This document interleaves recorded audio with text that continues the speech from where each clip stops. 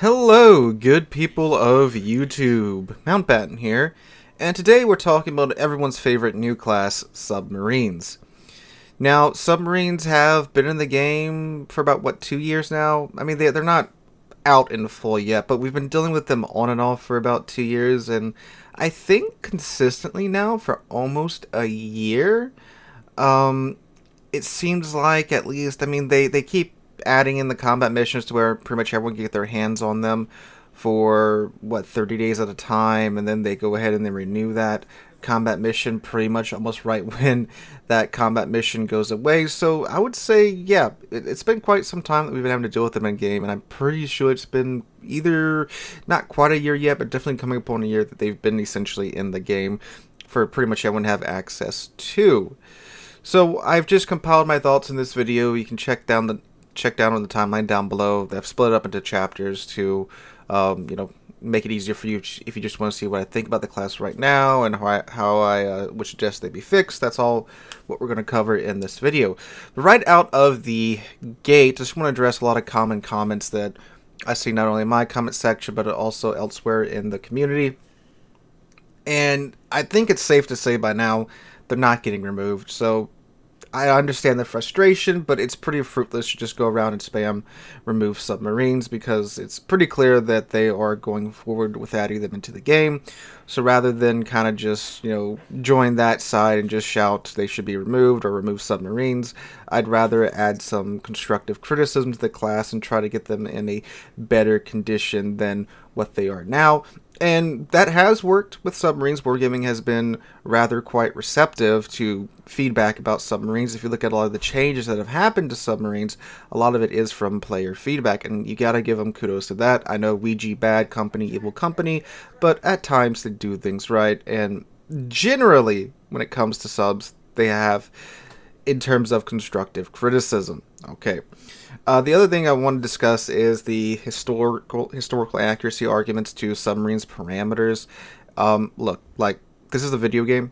Like, I understand that it's a very historically based video game. It's based heavily in history, and they do add in as much of that as they can, but then they also bend a lot of parameters of ships in the name of gameplay and game balance, which is a video game, so you have to do that if you want to have a balanced video game.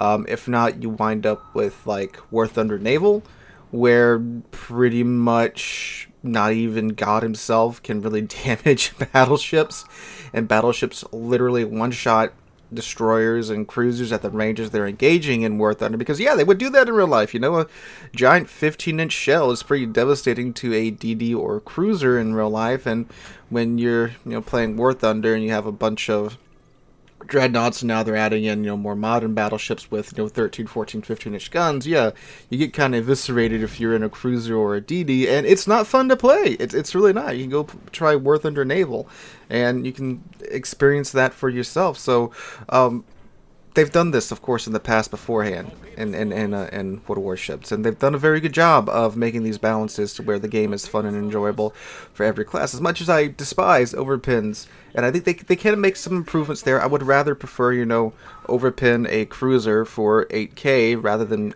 eliminating him out of the water in a single salvo, because I like to play cruisers sometimes, and yeah, it's not fun when you get eviscerated in one salvo all the time, Pensacola players know that the best. So for the sake of gameplay balance, they've had to bend some rules.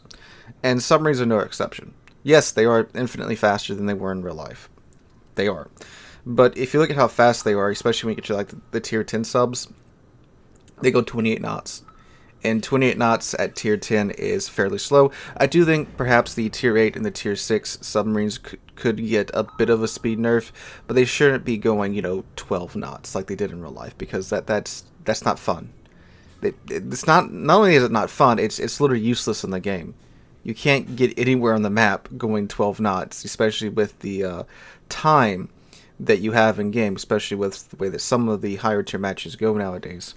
So I understand why they're much faster than they have any right being, but yeah, maybe the tier 6, I could definitely see a pretty strong argument for bonking it down to like 25, 26 knots maximum speed, and like the tier 8s maybe 27, but tier 8s are always getting up to tier 10, so it kind of needs that speed because it's tier 10 games and you gotta get across much larger maps. So there's that. And also the argument of, oh, submarines didn't really participate in fleet battles. Well, I could hit you right back with the argument of battleships engaged each other a grand total of, I think, 4 or 5 times during World War II. You had, Hunt for Bismarck, the Scharnhorst, you had Massachusetts and John Barr, and then you have Surigao Strait. And I'm pretty sure that's the only ones where battleships engaged each other in World War II. There might be a couple more where battleships are present, but I'm pretty sure that's the only 4 where battleships actually engage each other throughout the entire war. 4 times. And it happens every single match in this game. So you guys see what I'm saying? You could use that both ways. The argument goes both ways. It's a video game. Rules have to be bent and rules have to be broken in order for gameplay balance. So, with that out the way, let's go ahead into the second section, which is my observations about submarines. So currently right now, submarines are very much in 1 or 2 camps. And I said this, I was on Griefus podcast a few weeks ago, which I highly recommend you check out. That link will be in the description down below. And CVs were in the same spot pre-rework, where you either had a god tier CV or you had a CV that you didn't even care about because he was so bad he didn't do anything the entire match. That's very much where submarines are at right now in my observations.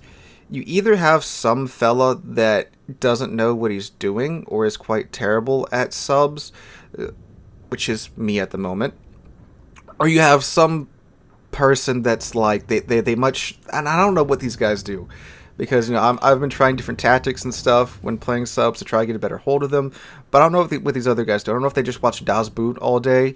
They watch like the director's cut of the Das Boot, which is like 3 hours and 40 minutes long, and then they watch the series right after that, and then they just like go read all the old U-boat captains' journals and stuff, and then they just come into the game and absolutely wreck face. I don't know what they do, but that's very much where submarines are at right now. You either have the guy that dies in like 8 minutes and doesn't do anything throughout the entire match, or you got that one guy that no one can seem to kill, and he's everywhere over the map all at once, and he's got like 4 kills or 5 kills, about to get a 6th or 7th kill. I don't know what their secret is, but that is very much the perception of submarines at the moment from me at the moment from playing against them in surface ships, is that it's either one of those 2 camps. So I don't know how you go about fixing that aspect of it, but that's what submarines are at. And the other thing too is they don't seem to be very popular, even though they are literally giving them away to everyone right now, to where literally everyone has them in their port. Despite that, it's always maybe one submarine on either side. And this is coming from me. I play this game, obviously, a lot right now. It's summertime. School hasn't gotten back in session yet, so I'm on this game for like 4 or 5 hours a day, making content, recording videos and stuff. And again, it's maybe one every, I would say like 3rd match, I have a game that's no submarines. They seem to be a little less popular than CVs. Now, they are limited to 2 per side in matchmaking, so, there is that. And yeah, I do run into some double submarine games, but it's, again, not very often. Maybe at like peak hours in the afternoon, I might run into a situation where I have a string of games where there's a submarine every single game, and maybe a double submarine game every now and then. But for the vast majority of the time when I'm playing this game, it's, again, they're not super popular. So there's that. Now, when it comes to dealing with submarines, it can be frustrating. And I think a big source of that frustration is there's a big disconnect between you seeing the amount of damage that you're doing to submarines and what it feels like you're doing, because you don't see their health bar. It's not like fighting a surface ship where in the middle of your engagement you can just look up and see the ship's health bar and see what you're doing to it. For submarines, you're dropping depth charges either by sailing over them and rolling depth charges off of your ship, or using the airdrop depth charges to drop those on the submarine's head, and you don't really see the damage that you're doing. You see the number in the top right portion of your screen, of course, but it may be 2,000, 3,000, 4,000 damage, and it feels like you're not doing anything despite dropping both charges of your depth charges on the submarine.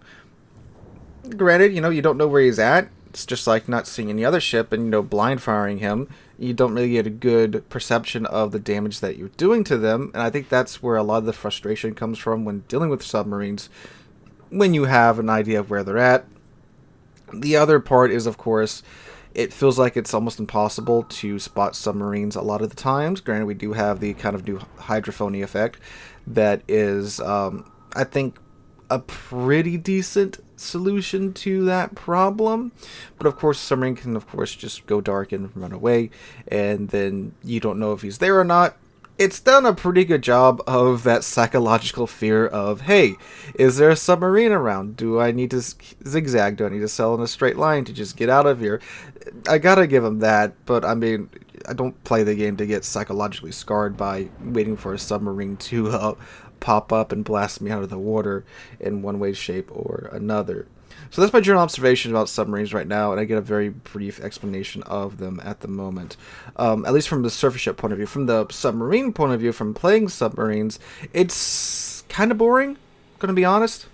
When I sat down to play subs for the past 2 or 3 days for this video, I didn't really get a match where I could just let that one match play in the background, because it's pretty boring. Honestly, you're just sailing around most of the time, trying to get in range, trying to get in position, especially at higher tier. Like tier 6 and tier 8, it's a little bit better because those matches are naturally a bit closer.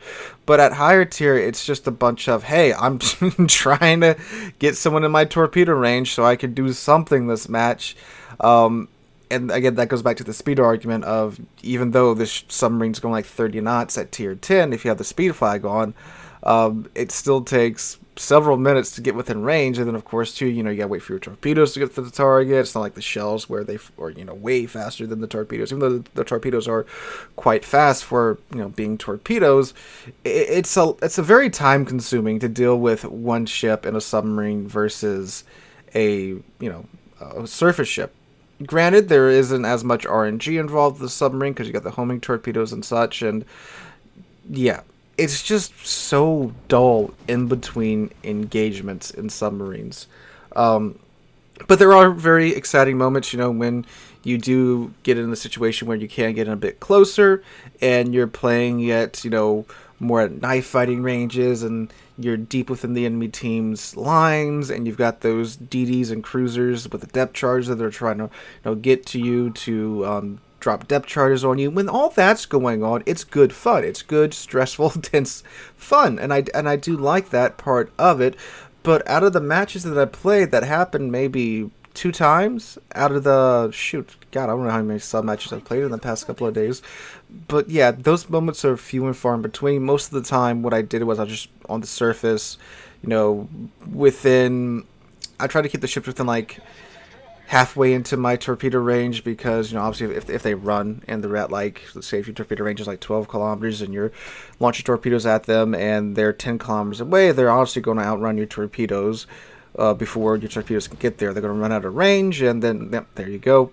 You've wasted your past 2 minutes trying to do that.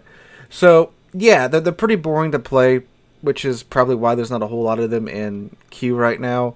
But again, you run across those fellas that, I don't know what they do, but they got it down, and they're just out here dominating. Now, the problems I have with submarines is, well, honestly, a lot of them have been dealt with by Wargaming. They've cut the dive time of these subs down quite a bit now. Y'all remember back when they had like a 6-7 minute dive time? Yeah, it's 4 minutes now at higher tier. That's for like the U-2501, which is like an actual submarine. Most of these actually all the other submarines are, they're not submarines like we think of today. They're more boats that can submerge for a few minutes. But again, the 2501 is the only actual submarine in the game currently. But anyway, they have dealt with a lot of the main issues. But one issue that still is out there and is incredibly annoying to deal with for a surface ship is the issue of the pings. Now, the way that submarines work is that you have 2 types of torpedoes. Once you get up to the higher tiers, you have the homing torpedoes, and you've got the dummy guided torpedoes. The dummy guided torpedoes do more damage, but they have a shorter range, and obviously they're not guided. So if you want to use them, you have to surface, fire them at a very short range, and then go back underneath the water before you get blasted out of the water. But if those torpedoes do connect, they're doing a fair bit of damage. Guided torpedoes, these are acoustic guided torpedoes, so you have to get a sonar ping on the target, and you can either launch the torpedoes beforehand, which I did, which netted me a lot more hits than pinging, then launching. Launch torpedoes beforehand, get a ping on the enemy ship, and then the torpedoes are guided to the ship via that ping, and you can get a double ping, where if you were able to ping the same section of the hull twice in a row, the torpedo homing is much stronger, and you will be doing more damage when you hit that torpedo salvo if you have the commander skill equipped. So that's how you do damage in submarines. But this ping isn't limited. It's unlimited for submarines. It has a short cooldown time. We're talking about, I think it's like 2-3 seconds in between a ping, and you can just keep pinging over and over and over and over and over again. Now, from the surface ship player point of view, when you get a ping on your ship, that part of your ship is highlighted. You get an indicator of, where that ping came from. You also get the little white icon that appears kind of above the submarine once they've pinged, if you're paying attention at least. But the thing is, you don't know when the torpedoes are coming. And this ping is going to stay there for X amount of seconds, depending again on the submarine. And the only way you can really deal with it is you have to use your damage con if you want to clear that ping and stop the torpedo homing. But the thing is, damage con for surface ships, especially for ships like battleships and large cruisers, is such a lifeline. It's used to put out fires, it's used to stop floodings, it's used to clear pings now. And once you use that damage con, in most cases, you have to wait for that to go off cooldown, which is a minute and change for most ships. Some ships it's longer, some ships it's shorter. But that's such an important consumable for surface ships, because once you use that, that's it for that time. And if you're in the middle of combat, and you're being fired at by 2 or 3 ships, again, if you got that, you can save it when you get a couple of fires on your ship, put those fires out, and then disengage. But a submarine gets in there in the middle of it, you get pinged. It's like, well, now I have to clear this ping or eat this 20k worth of damage from these torpedoes. And this is, again, torpedo damage, so it hurts a lot. And there's, again, no other way to deal with this. Now, you can try and maneuver, and of course, too, the submarine's torpedoes, they do stop homing at a certain range depending upon your ship class. Battleships, I think it's like 2.2 kilometers. Cruisers, unless they've changed it, I think it's like 1.7, 1.6 kilometers. And then DDs, I think it's 0.8 kilometers. Again, they've changed it so many times, it's hard to tell which iteration they're using at this moment. You can try and do that too. So, yeah, there's no real way to deal with that except using your damage con, and the submarines can do it indefinitely. Now, the way they could handle that is simply bringing back a couple of old mechanics, which I'm not really sure why they removed these mechanics in the first place. For example, the very first iteration of submarines had the battery mechanic, where you were given a certain amount of battery that you had on your ship. It was so many units, and doing whatever in the submarine used a certain amount of battery. Diving, moving, maneuvering, pinging used up battery. That way it was limited. You couldn't just sit there and incessantly ping for the entirety of the match. If you did that, you'd run out of battery, and when you ran out of battery, you were forced to surface to recharge said battery. Now, originally they would actually let you sit underwater and charge the battery if you would be moving at either 1/4 speed or above, and the faster you were moving, obviously the faster your battery would recharge, and the most efficient speed was, of course, surfacing and going at full speed. I think bringing back that mechanic would solve the issue of these incessant pingings.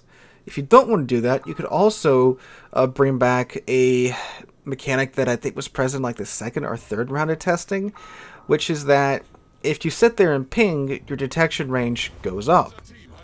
So if you're just sitting there pinging incessantly after, I think it was 4 or 5 pings, your detection range would be, I think, like halfway out of your firing range. And I don't see why that's been removed. Bring that back. It rewards the players that, can get their pings in a I would say, pretty manageable amount of pings. I think, again, it was like 2 or 3, and you were fine. But once you get above like 5 or 6, then you would start to see that big detection range increase. Again, not sure why this was removed, but it could be brought back, and again, it would fix this issue. And then finally, you could do what many a players have been saying for quite some time, and give us a separate consumable for clearing those acoustic pings. Something like degaussing could be added in, where you have that in a separate consumable. It could even be like the short duration, not the short duration, the short cooldown time damage cons, where we have like 3 of them, and you take Superintendent, you get 4. That way you could use that to clear the sonar pings and still have damage con. And those are just 3 or 4 mechanic changes that I think are pretty easy to implement that would help alleviate a lot of the tension and frustration when dealing with submarines. I mean, again, they've done a lot to address a lot of the player base's concerns. They've brought the damage that these torpedoes do way down, thankfully, since their first iteration. They've really bonked them with a nerf bat when it comes to the time they can spend they can spend on the water. Oh, another thing, they removed assured detection from submarines, which I think is pretty dumb. Like, submarines underwater can't detect each other if they're in 2 kilometers of each other now. I get why maybe, okay, not 2 kilometers, but it should still be like a kilometer or a kilometer and a half. I don't see why this class gets excluded from something that literally every other class in the game has to deal with, even the CVs. That's just kind of a weird and, in my opinion, not a very good decision from Wargaming there. But I haven't talked about subs in some time. I just want to give you guys an update on my thoughts about submarines and what direction I think they need to go in at the moment in terms of the changes and what Wargaming needs to focus on next. But anyway, guys, let me know what you guys think in the comments down below. Hope you have a wonderful Tuesday, have a wonderful week. If you enjoyed the video, make sure to drop a like, leave a comment, subscribe to the channel. We're on our way to 40,000 subscribers, and I can't thank you guys enough for that. Hope you have a wonderful Tuesday. Have a wonderful Wednesday. Today's Tuesday. A wonderful Wednesday. Hope to catch you guys in the next one.